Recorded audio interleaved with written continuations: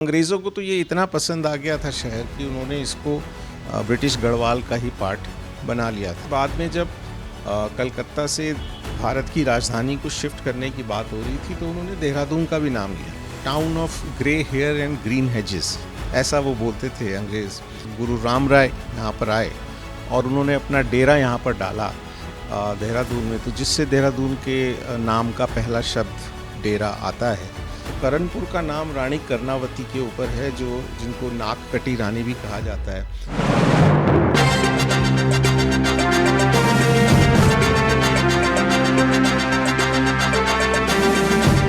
नमस्कार, crime petrol देख रहे हैं आप। मैं हूं कैलाश बिस्ट और किस्से कहानियों के सेगमेंट में आपका स्वागत है। यूं तो किस्से कहानियों में हमने आपको कई शख्सियतों से मिलाया, लेकिन आज एक शख्सियत हमारे साथ हैं उत्तराखंड की राजधानी देहरादून के डॉक्टर लोकेश ओरी, जिन्होंने एक किताब लिखी है वॉकिंग विद लाटा। इस किताब का नाम अटपटा आपको ज़रूर लगे, लेकिन यकीन मानिए ये किताब बेहद दिलचस्प किताब है। अगर देहरादून की बात करें और उसके आसपास के इलाकों की बात करें तो इस किताब में वो सब कुछ है कि अगर आप इस किताब को पढ़ेंगे तो इस किताब के माध्यम से आप देहरादून और उसके आसपास के इलाकों समेत उस इतिहास को जान पाएंगे जो इतिहास आज तक आपसे अनभिज्ञ है या फिर जिससे आप अनभिज्ञ हैं। और डॉक्टर लोकेश हमारे साथ हैं, उनसे हम बातचीत करते हैं। सर, बहुत बहुत स्वागत है आपका। वॉकिंग विद लाटा, पहले तो इस किताब के बारे में बताइए सर कि ये किताब खास क्यों है, दर्शकों को इस किताब को क्यों पढ़ना चाहिए। जी, तो वॉकिंग विद लाटा एक ऐसी किताब है जिसको पढ़ के आप देहरादून का इतिहास जान सकते हैं। जब हमें शिक्षा दी जाती है तो ज़्यादातर हमें ऐसी शिक्षा दी जाती है कि विश्व युद्ध कहाँ पे हुआ, या फिर अफ्रीका में क्या है, या ऑस्ट्रेलिया में क्या है, लेकिन हम अपनी लोकल चीज़ों को जान नहीं पाते हैं कि जो यहाँ पे अगर कुछ खान पान की वस्तुएं मिलती हैं तो वो क्यों मिलती हैं, कहाँ से आई, या यहाँ का जो गुरु राम राय दरबार है उसका इतिहास क्या है, या यहाँ के बाज़ारों में जो चीज़ें हमें दिखती हैं वो कहाँ से आईं, क्यों आईं। तो इस किताब को पढ़ के वो सारी जिज्ञासा आपकी शांत हो सकती है। आप अपने शहर को एक अलग नज़रिए से देख सकते हैं, उसका इतिहास जान सकते हैं और बहुत मज़ा भी ले सकते हैं। तो हमारी कोशिश यही है कि लोग पैदल चलें, अपने शहर को देखें, उसके इतिहास के बारे में जानें, उसकी हेरिटेज को पहचानें, क्योंकि अगर नागरिकों को इस हेरिटेज के बारे में ज्ञान नहीं होगा तो धीरे धीरे ये चीज़ें लुप्त हो जाएंगी। फिर हम शिकायत करते हैं कि अरे ये भी ख़त्म हो गया, ये भी ख़त्म हो गया, लेकिन हमने क्या किया उसके बारे में, क्या हमने उसको जानने की भी कोशिश की? तो वो एक चीज़ जो गैप है वो ये किताब पूरा करती है। और मुझे लगता है कि और बहुत सारी ट्रेल्स बन सकती थी, लेकिन हमने इसको 50 ट्रेल्स में लिमिट किया। लेकिन अगर आप 50 ट्रेल चलेंगे तो आपको यकीनन बहुत मज़ा आएगा और आप देहरादून से दोस्ती कर पाएंगे। अच्छा सर, किताब की शुरुआत करें तो किताब की शुरुआत के साथ साथ एक सवाल मेरा और भी है कि अगर देहरादून की उत्पत्ति की हम बात करें, कब से देहरादून की उत्पत्ति हुई, फिर किस तरीके से विस्तार हुआ और किस तरीके से चेंजेस अब आप देख रहे हैं। जी, देहरादून वैसे तो कई गांव रहे होंगे और बसाहटें नहीं होंगी, लेकिन अगर हम देहरादून के इतिहास की बात करें तो 1675 के आसपास जब गुरु राम राय यहाँ पर आए और उन्होंने अपना डेरा यहाँ पर डाला देहरादून में, तो जिससे देहरादून के नाम का पहला शब्द डेरा आता है। वैसे दून जो है वो बहुत लंबी लंबी पतली घाटियाँ होती हैं जो शिवालिक और मध्य हिमालय के बीच में होती हैं। तो ऐसी कई दून हैं, पटली दून है, हर की दून है, लेकिन सबसे महत्वपूर्ण देहरादून है। तो लगभग उसी समय में यहाँ पे जो बसाहट हुई और बाज़ार की तरह का जो एक शहर जिसको बोलते हैं उसकी उत्पत्ति हुई। उसके बाद धीरे धीरे लोग यहाँ आकर बसने लगे और फिर जब अंग्रेज़ों का आना हुआ 1815-1816 में, जब गोरखा और अंग्रेज़ों के बीच में युद्ध हुआ दून घाटी में, तो वो एक बड़ा मोमेंट था, एक बड़ा ऐसा क्षण रहा होगा कि जब देहरादून के विकास ने गति पकड़ी होगी और ये शहर और बड़ा हुआ। तो अंग्रेज़ों को तो ये इतना पसंद आ गया था शहर कि उन्होंने इसको ब्रिटिश गढ़वाल का ही पार्ट बना लिया था, इस पूरे क्षेत्र को। और तब से यहाँ पे जो आज हम इसका स्वरूप देखते हैं कुछ कुछ तब से बनने लगा। अच्छा, ब्रिटिश का जिक्र आपने किया तो क्या ब्रिटिश के आने के बाद, हालांकि विध्वंस की जो बात हम सुनते हैं कि जैसे नेपालियों के साथ उनका संघर्ष रहा, लेकिन उसके बाद का जो दौर था ब्रिटिश का, क्या उस पर भी आपने स्टडी किया है? हाँ, उस पे भी हमने काफ़ी स्टडी किया और ये पाया कि जो ब्रिटिश थे वो ये चाहते थे कि ये पूरा जो क्षेत्र है एक इंस्टीट्यूशनल कैरेक्टर के साथ बने, तभी इतने बड़े बड़े संस्थानों को यहाँ पे लाया गया, जैसे एफआरआई हो गया या सर्वे ऑफ इंडिया हो गया या रेलवे कॉलेज हो गया जो बाद में इंडियन मिलिट्री एकेडमी बन गया। तो इतने बड़े बड़े संस्थानों को यहाँ स्थापित करने का उनका मतलब यही था कि यहाँ पे रिसर्च हो, पढ़ाई लिखाई हो, ये एक इंस्टीट्यूशनल कैरेक्टर इस पूरे क्षेत्र का रहे। बहुत ज़्यादा वो यहाँ की पर्यावरण से छेड़छाड़ नहीं करना चाहते थे। तो लेकिन आज वो स्वरूप थोड़ा शायद बदल गया है और देहरादून राजधानी बन गई है, बहुत ज़्यादा जनसंख्या यहाँ पर है। तो अंग्रेज़ों के समय में भी काफ़ी बदलाव आया और लेकिन ये शहर तब तक तो town of grey hair and green hedges, ऐसा वो बोलते थे अंग्रेज़, कि जो रिटायर होते हैं लोग, ग्रे हेयर जिनके हो जाते हैं, वो आके यहाँ रहते हैं, या फिर जो हरियाली पसंद करते हैं, ग्रीन हेजेस को पसंद करते हैं, वो लोग यहाँ आके बस जाते हैं। तो वो एक स्वरूप था देहरादून का, वो शायद अब बदल गया। सर, ग्रे हेयर और ग्रीन हेजेस का आपने जिक्र किया। सुना है मैंने कि अगर मैं सालों पुरानी बात करूं कि जब मकान बनते थे तो 7 से 8 बीघा ज़मीन होनी आवश्यक थी, गेट नहीं लगते थे, लेकिन आज वो स्वरूप पूरा बदल गया। तो थोड़ा उस बात का भी थोड़ा जिक्र करेंगे, क्योंकि अगर डालनवाला की बात करें या जाखन की बात करें, अभी भी कुछ ऐसी कोठियाँ आज भी दिखती हैं। जी हाँ, अब धीरे धीरे बहुत कम होती जा रही हैं। जहाँ जहाँ एक एक कोठी थी वहाँ पे अब अपार्टमेंट्स बनते जा रहे हैं, मल्टी स्टोरेड अपार्टमेंट्स। तो ये देखिए, बाहर से लोग आएंगे, बसेंगे, शहर बड़ा होगा, ये सब तो होना है, लेकिन वो विकास जो है वो बहुत ही सोच समझ के हमको करना चाहिए। हमारे शहर में बहुत अलग अलग तरह की एजेंसीज़ हैं जो काम कर रही हैं। जैसे कहीं नगर निगम है, कहीं एमडीडीए है, कहीं एरिया डेवलपमेंट अथॉरिटी है। ऐसी सब एजेंसीज़ अपना अपना काम कर रही हैं, लेकिन आपस में समन्वय की बहुत कमी है। और उसमें हमें ये दिखता है कि जो अंधाधुंध विकास हो रहा है, जो जहाँ पे कमर्शियल नहीं होना चाहिए वहाँ कमर्शियल हो रहा है, और बहुत सारे पेड़ काटे जा रहे हैं, बहुत बड़ी बड़ी सड़कें बनाई जा रही हैं। वो कहाँ जा रही हैं ये हमको नहीं पता, क्योंकि अभी भी देहरादून में वीकेंड में बहुत जाम लगता है, तो और चौड़ी सड़क से फिर और जाम लगेगा। तो हम किस दिशा में जा रहे हैं ये हमें समझना पड़ेगा और बहुत सोच समझ के काम करना पड़ेगा। अभी देहरादून की किसी भी एजेंसी में कोई अर्बन प्लानर सक्रिय नहीं है, और अर्बन प्लानिंग से ही हम देहरादून के स्वरूप को थोड़ा बहुत बचा सकते हैं। जैसे हमने अपनी कैनाल खो दी, हमने उनको ढक दिया चौड़ी सड़कों के लिए, तो क्या ट्रैफिक की समस्या हल हो गई? बिल्कुल नहीं हुई। ट्रैफिक की समस्या अभी भी वहीं की वहीं खड़ी हुई है। अब हम कितनी चीज़ों का नुकसान करेंगे और फिर ये सोचेंगे कि अब हम पुराने समय की तरफ वापस जाते हैं। आप ये देखिए, जब मुग़ल लोग अपने वो बनाते थे, कोई भी मॉन्यूमेंट बनाते थे, तो सबसे पहले 4 बाग बनाते थे कि 4 बाग ज़रूर होने चाहिए, और साथ में एक पानी का तालाब होना चाहिए या वाटर बॉडी होना चाहिए। गुरु राम राय दरबार में भी ये दिखता है कि उन्होंने गुरु राम राय के लिए तो वो बनाया मौज़लेम, लेकिन उसके साथ साथ एक तालाब भी बनाया, 4 बाग भी बनाए। तो ये जो गार्डन्स और ऑर्चर्ड्स और वाटर बॉडीज़, ये ख़ास आर्किटेक्चर की पहचान होती हैं। हमने उस आर्किटेक्चर को खोया, मतलब हमारे पास बनाया था, लेकिन हमने उसकी कदर नहीं की। तो मैं तो कहता हूँ आज भी हमें अगर कैनाल्स हम खोल सकें किसी तरह से और उस पूरे सिस्टम को रिवाइव कर सकें, तो वो बहुत बड़ा एक टूरिज़्म अट्रैक्शन होगा और यहाँ के रहने वालों के जीवन में भी एक उसकी लाइफ को, क्वालिटी ऑफ लाइफ को बेहतर करेगा। अच्छा सर, देहरादून की बात करें तो आज देहरादून में जो बसावट है लगातार बढ़ रही है।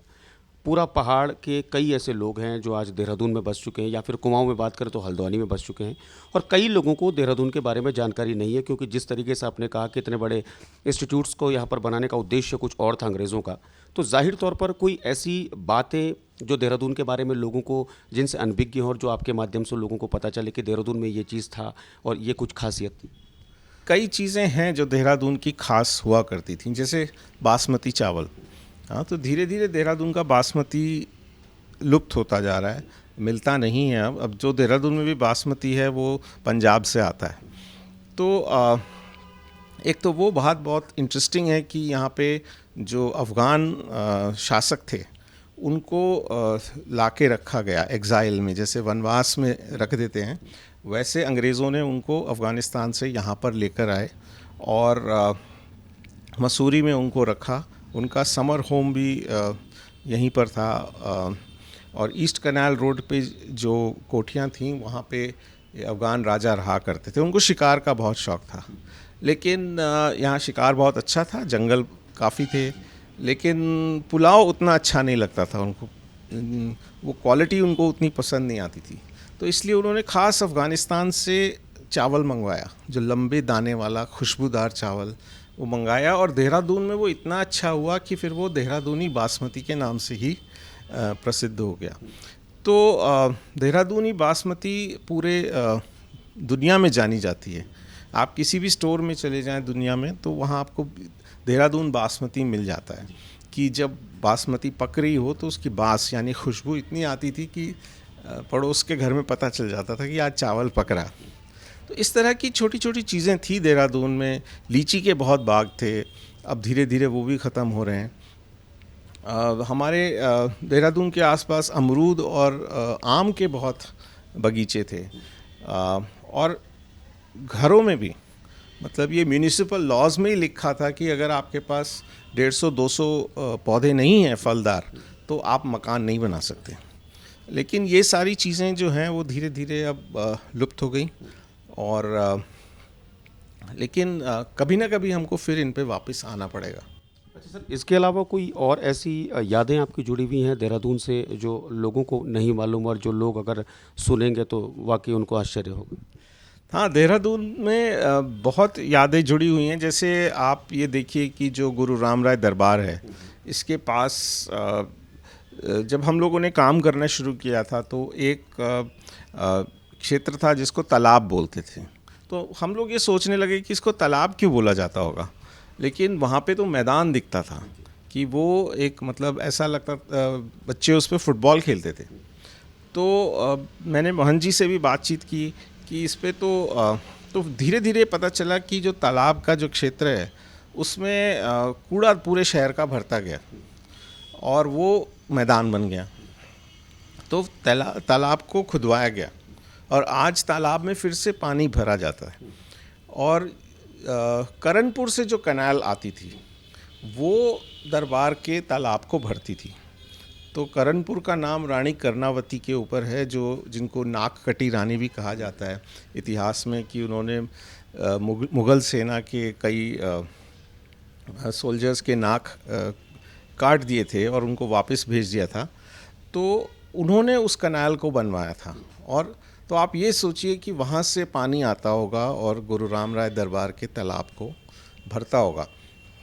ऐसे ही कई और किस्से हैं देहरादून के। जैसे एक समय था जो नेशुला रोड के आसपास का जो स्थान था वो इतना सुंदर था कि लॉर्ड डफरिन जो 1880 के आसपास यहाँ रहे, पूरा उन्होंने गर्मी की छुट्टियाँ यहाँ पे बिताईं और उनको वो जगह इतनी पसंद आई कि बाद में जब कलकत्ता से भारत की राजधानी को शिफ्ट करने की बात हो रही थी तो उन्होंने देहरादून का भी नाम लिया कि ये राजधानी देहरादून में बन सकती है क्योंकि वहाँ का मौसम इतना अच्छा है। और तो उन्होंने अपने उसमें लिखा है मेमोयर्स में कि वहाँ पे एक जल धारा बहती थी और उसके पास जिस हम मकान में रहते थे वो बहुत ही सुंदर था। तो आज आप इमेजिन नहीं कर सकते कि आप सोच ही नहीं सकते कि वो स्थान कैसा रहा होगा जहाँ इतनी भीड़ भाड़ और इतने मकान बन गए हैं आज की तारीख में। तो ये वाकई बड़े चौंकाने वाली बात है सर कि उत्तराखंड में जो राजधानी देहरादून कभी देश की राजधानी हो सकती थी, बड़ी चौंकाने वाली बात है। अच्छा सर, इस किताब के बारे में लोग पढ़ें तो लोगों को क्या क्या इस किताब से मिल पाएगा? जी, इसमें एक तो हमने जो पूरे इस क्षेत्र का इतिहास है उसको बहुत ही सरल शब्दों में 50 ट्रेल्स के माध्यम से बताया है और हर ट्रेल का अपना एक नक्शा बनाया है साथ में। और हम इसको कहते हैं वॉकिंग विद लाटा। तो लाटा एक तरह का हमारा सिंबल है। आप देखिए ना कि पहाड़ में जो गांव का बुद्धू होता है या सबसे सीधा आदमी होता है, उसको लाटा बोल दिया जाता है। तो क्योंकि हम इस जेट एज में पैदल चलने की बात कर रहे हैं, तो हम भी एक तरह के लाटे ही हुए। तो ये लाटा आपको हर जगह घुमाने ले जाता है। आप देखिए कि जब वो कॉलोनियल वॉक पे ले जाता है ब्रिटिश पीरियड की, तो वो वैसे ही उसके कपड़े पहने हुए हैं उसने, या दरबार की वॉक पे ले जाता है तो वैसे ही कपड़े हैं। और साथ में हर ट्रेल में जहाँ हमने लिखा है उसके साथ साथ एक QR कोड भी दिया है।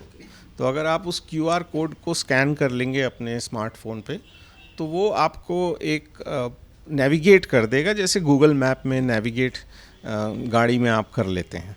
तो उससे वो आप खोते नहीं हैं, आप चलना काफ़ी आसान हो जाता है और आपको पता चल जाता है कि कहाँ पे कौन सी जगह है। अच्छा सर, इसके अलावा अपकमिंग क्या कुछ खास प्रोजेक्ट्स हैं आपके? जी, इसके अलावा हम लोगों ने अभी एक काफ़ी बड़ा प्रोजेक्ट किया है जो गंगा के ऊपर है।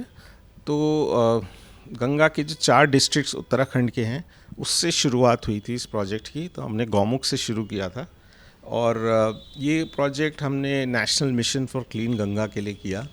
उनको हमारा उत्तराखंड का काम इतना पसंद आया कि आप ये देखिए कि देहरादून की एक टीम को ये जिम्मेदारी दी गई। मुझे तो लगता है देहरादून के लिए भी एक बड़ी प्राइड की बात है कि हमको ये जिम्मेदारी दी गई कि आप पूरा वो डॉक्यूमेंटेशन गौमुख से लेके गंगा सागर तक करें। तो पूरे जो ज़िले हैं, 51 ज़िले हैं, उनको हमने कवर किया है गंगा के आसपास के। और इस पे 2 किताबें आई हैं और एक 4 फिल्म्स की सीरीज़ है जो कि बहुत जल्द रिलीज़ होने वाली है। वैसे हम पूरे उत्तराखंड में काम कर रहे हैं, लगभग 11-12 विलेज कम्युनिटीज़ के साथ काम कर रहे हैं। क्योंकि आज हम ये देख रहे हैं कि ये जो गांव में रहने वाले लोग हैं, एक तरफ तो वो हैं जिन्होंने इन पूरे पहाड़ों को, इन वादियों को बचा के रखा इतने हज़ारों साल तक, और आज उन गाँव की जगह ले रहे हैं बड़े बड़े रिजॉर्ट या बड़े बड़े होटल। और दूसरी तरफ हमारे प्रदेश में लगभग 1600, जिसको घोस्ट विलेज बोलते हैं, कि लोग गांव छोड़ छोड़ के पलायन कर रहे हैं। आपने भी जिक्र किया कि देहरादून, हल्द्वानी, हरिद्वार, इन सब क्षेत्रों में लोग आ रहे हैं। तो इस चीज़ को कैसे रोका जाए? तो हमने ये प्रयास किया कि हम ये जो स्लो टूरिज़्म की बात देहरादून के लिए करते हैं, इसी मॉडल को हम गांव में भी लेके जाएं। और मुझे कहते हुए खुशी होती है कि आज लगभग 12 अलग अलग ग्रामीण क्षेत्रों में कम्युनिटीज़, जहाँ पे ज़्यादातर महिलाएं ये इको टूरिज़्म का काम हमारे साथ कर रही हैं। वो क्राफ्ट बना रही हैं, वो ये हेरिटेज ट्रेल्स भी चला रही हैं और होम स्टेज़ भी चला रही हैं। तो हमने बहुत ज़ोर शोर से इस बात को उठाया कि होम स्टेज़ को आप मदद करें, सरकार मदद करे। तो एक होम स्टे पॉलिसी सरकार लेकर के आई। तो ये सब हमारे जो आज कल जो हम काम कर रहे हैं उसका एक भाग है। अच्छा, कोई मैसेज आप देना चाहते हैं पब्लिक को हमारे माध्यम से? हाँ, मैं सभी लोगों से कहना चाहूँगा कि अगर आप प्रकृति का मज़ा लेना चाहते हैं, अपनी छुट्टियों का मज़ा लेना चाहते हैं, तो आपकी जो तेज़ दौड़ती हुई ज़िंदगी है उसको अपनी छुट्टियों में ना लेके आएँ। आप धीरे धीरे पैदल चलें, आराम से चलें, प्रकृति की स्पेस पे चलें, प्रकृति की स्पीड पे चलें। जो प्रकृति है उसकी स्पीड बहुत धीरे होती है और पैदल वाली ही स्पीड होती है। अगर आपने जिस पेस पे अपना जीवन आप जी रहे हैं बड़े बड़े शहरों में, उसी स्पीड से आपने अपनी छुट्टियां भी बिता दी और सब बॉक्सेस को टिक कर लिया कि मैंने ये भी देख लिया, ये भी देख लिया, ये भी देख लिया, तो वो छुट्टी आपको कभी रिलैक्सेशन नहीं देगी। तो पैदल चलें, थोड़ा धीमे चलें, प्रकृति को पास से देखें, समझने की कोशिश करें। यही मेरा संदेश है। तो डॉक्टर लोकेश हमारे साथ थे, जिनके कई अभी प्रोजेक्ट्स हैं और इन प्रोजेक्ट्स को कामयाबी मिले, हम उनको शुभकामनाएं देते हैं। और जिस किताब का हमने जिक्र किया था, वॉकिंग विद लाटा, ये वो किताब है जिसमें 50 ट्रेल्स हैं। और इस किताब को अगर आप पढ़ते हैं तो आपको उत्तराखंड की राजधानी देहरादून और उसके आसपास के इलाकों की ऐसी कई जानकारियाँ मिल पाएंगी जिन जानकारियों से आप अनभिज्ञ हैं। तो इस किताब को ज़रूर पढ़िए। और इस किताब में एक चीज़ और ख़ास है कि अगर इस किताब को आप पढ़ते हैं तो आपको किसी भी गाइड की ज़रूरत नहीं है, क्योंकि इसमें कई ऐसे पन्ने हैं जिन पन्नों पर QR कोड्स दिए गए हैं और आप आसानी से उन QR कोड्स के माध्यम से उन इलाकों तक पहुंच सकते हैं जिन इलाकों से आप अभी भी दूर हैं। आज के लिए इतना ही। कल फिर हाजिर होंगे किसी नए किस्से के साथ। आप मुझे और मेरे सहयोगी अफजाल अहमद को दीजिए इजाज़त। नमस्कार।